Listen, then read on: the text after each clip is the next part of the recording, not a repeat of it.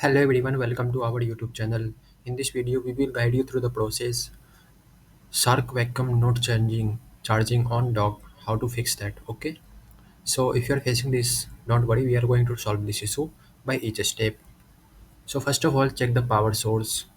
Ensure the charging dock is securely plugged into the wall outlet, power stripe, or your chosen power source. Okay.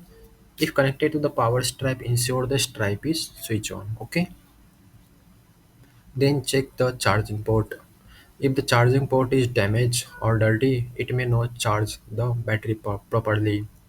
Check the port for any visible damage. If damaged, consider replacing it.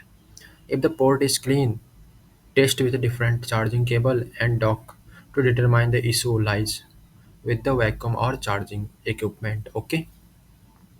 So our third step is reboot the robot Shark vacuum.